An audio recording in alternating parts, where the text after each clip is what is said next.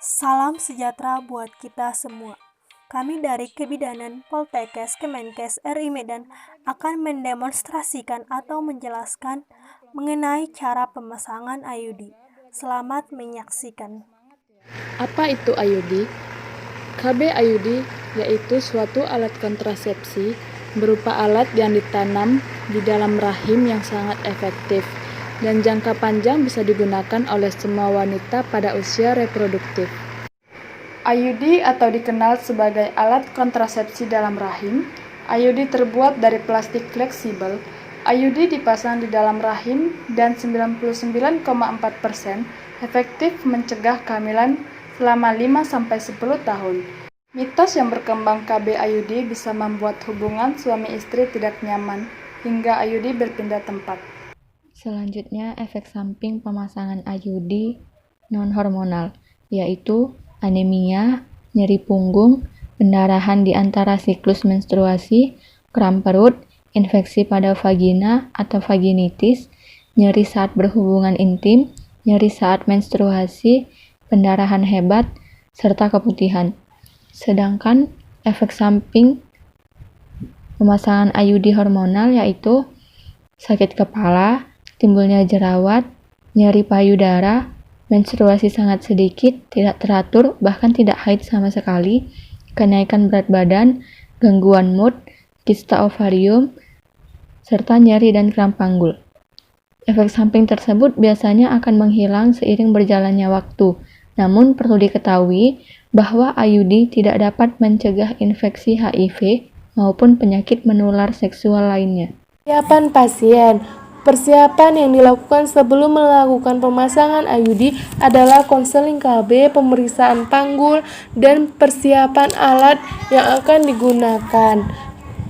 Pertama, konseling KB. Dokter atau bidan harus memberikan konseling terlebih dahulu mengenai kontrasepsi kepada pasien, mengenai jenis-jenis alat kontrasepsi, cara penggunaannya, masa penggunaan, manfaatnya, efek samping yang mungkin terjadi dialami oleh pasien, serta kontraindikasi penggunaan alat kontrasepsi.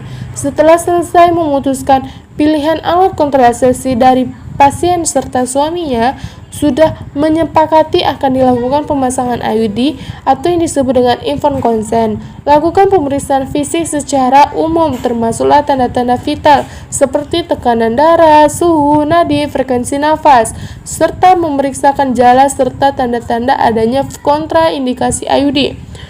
Adapun alat-alat yang diperlukan dalam pemasangan IUD adalah sebagai berikut. Yang pertama adalah tempat tidur ginekologi.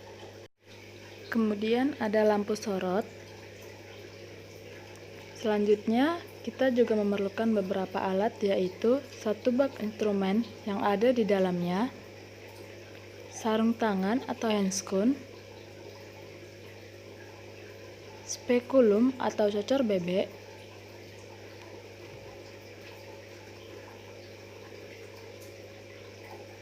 ada sonde,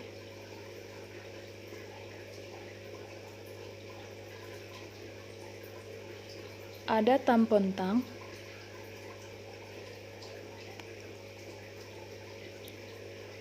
ada tenakulum,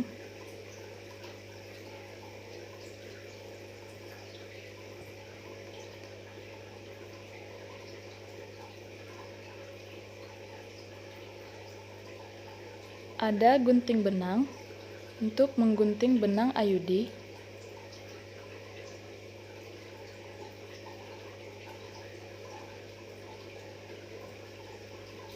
selanjutnya ada kapas,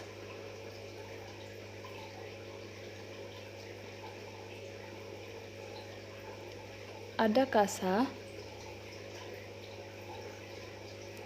ada betadine, dan alat KB yaitu copper T 380A.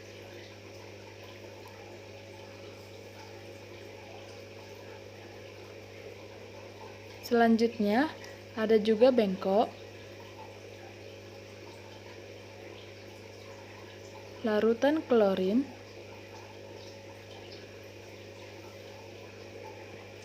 dan tempat sampah. Pemeriksaan panggul. Yang pertama, minta pasien buang air kecil dan membersihkan daerah genitalia. Kemudian, cuci tangan dengan sabun dan air mengalir. Keringkan tangan dengan kain bersih dan pakai handscoon steril.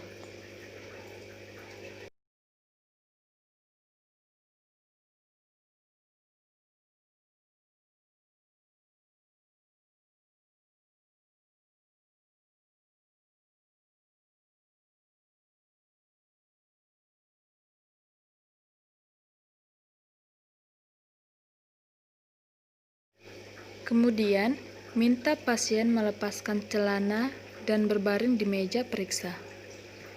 Lakukan palpasi pada daerah perut untuk memeriksa apakah ada benjolan atau nyeri suprapublik. Minta pasien berbaring dengan posisi litotomi atau mengangkang. Lakukan inspeksi pada genitalia eksterna, kelenjar skene, dan Bartholin, serta amati adanya nyeri atau sekret vagina. Lakukan pemeriksaan bimanual untuk mengecek besar dan posisi uterus, pastikan tidak ada kehamilan, pastikan tidak ada tumor, dan pastikan gerak serviks bebas.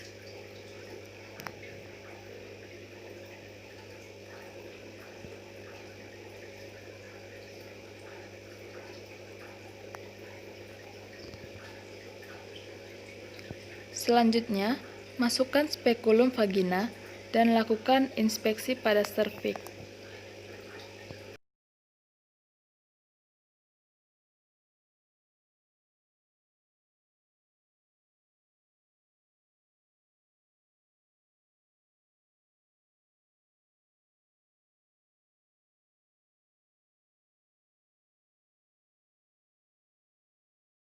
Di sini saya akan menjelaskan tentang memasukkan lengan AKDR atau lengan IUD di dalam kemasan sterilnya.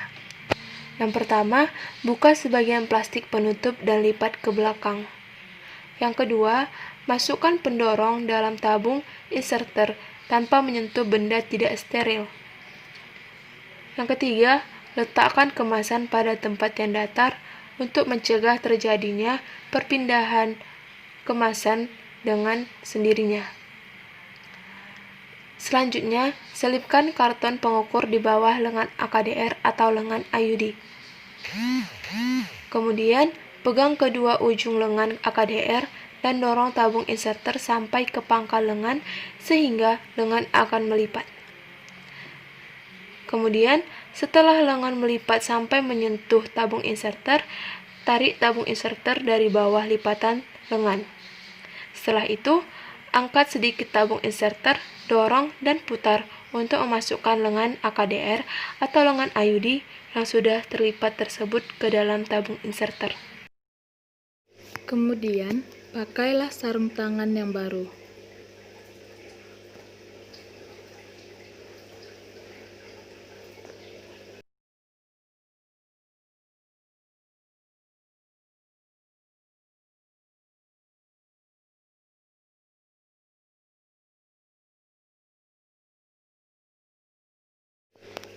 Pasanglah spekulum vagina untuk melihat serviks.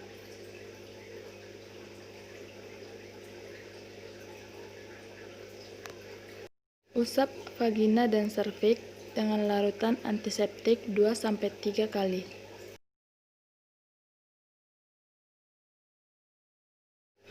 Kemudian, jepit serviks dengan tenakulum secara hati-hati.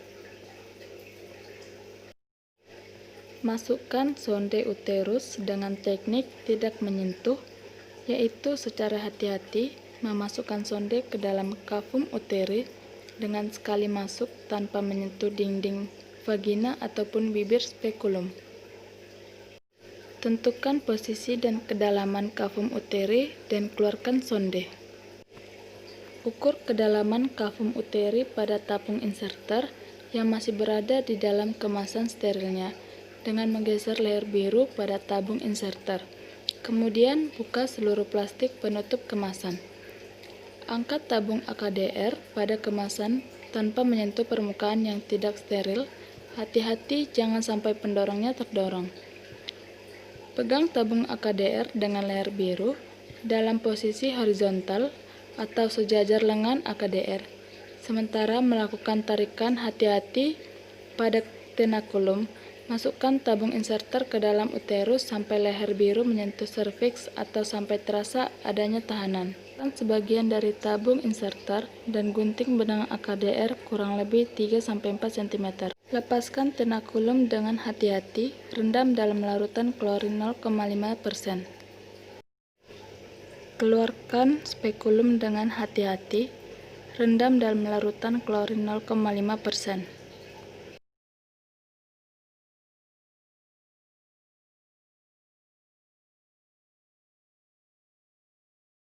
Pastikan klien tidak mengalami kram hebat dan amati selama 15 menit sebelum memperbolehkan klien pulang. Rendam semua peralatan yang sudah dipakai dalam larutan klorin 0,5 selama 10 menit untuk dekontaminasi. Buang bahan-bahan yang sudah tidak dipakai lagi, seperti kasa, sarung tangan, sekali pakai, ke tempat yang sudah disediakan atau tempat sampah medik.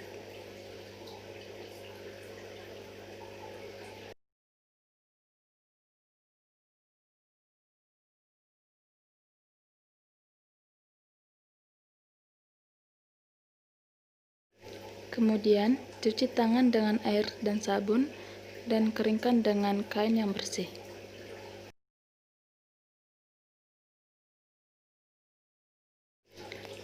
Kemudian, ajarkan klien bagaimana cara memeriksa sendiri benang AKDR dan kapan harus dilakukan.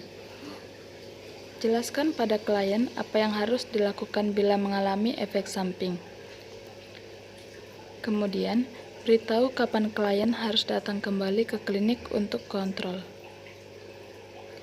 Ingatkan kembali masa pemakaian AKDR CUT 380A adalah 10 tahun.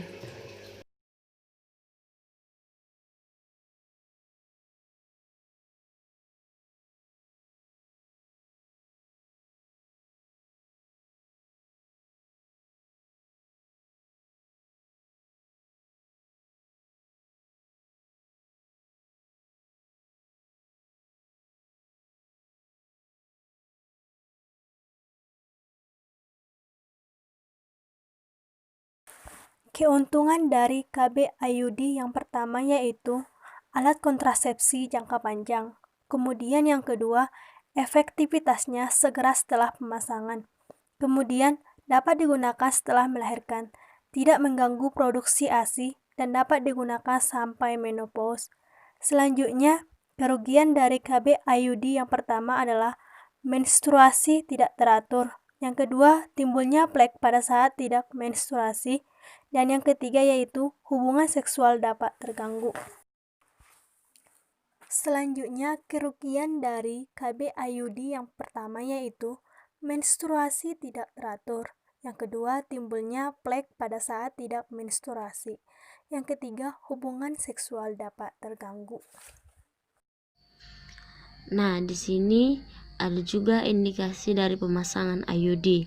Yang pertama yaitu untuk usia reproduktif, dan yang kedua untuk seseorang yang ingin menunda kehamilan dengan jangka panjang, dan yang ketiga yaitu untuk ibu yang sedang menyusui dan ingin menunda kehamilannya